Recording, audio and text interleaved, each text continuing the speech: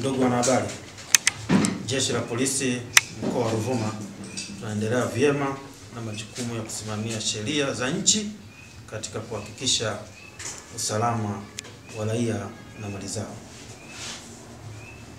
Napenda kutoa taarifa ya kukamatwa kwa mwenyekiti wa Chadema ndugu Tundu Antipas Lissu. Jeshi la Polisi mkoa wa Ruvuma linapenda kutoa taarifa ya kukamatwa kwa mwenyekiti wa Chama cha Demokrasia na Maendeleo Chadema ndugu Tundu Antipas Lissu.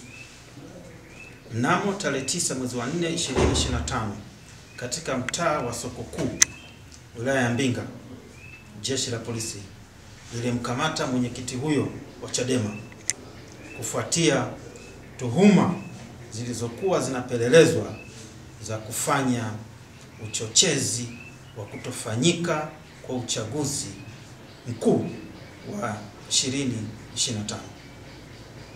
Mtuhumiwa huyo anahojiwa na Jeshi la Polisi juu ya tuhuma hizo huko Dar es Salaam.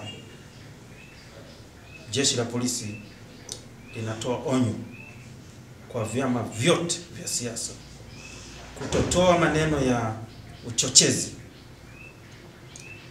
kutotoa lugha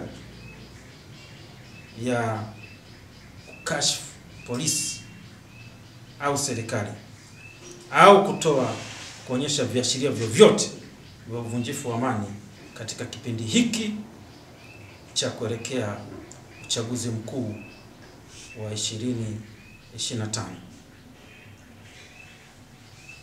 Na kwa yeyote ambaye tabainika kufanya vitendo hivyo,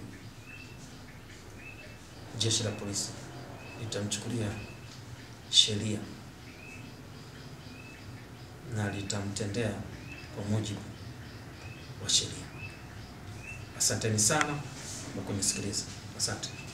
Nikiripoti kutoka hapa makao makuu ya Jeshi la Polisi Songea mkoani Ruvuma, mimi naitwa Kazawa wa Safi Media.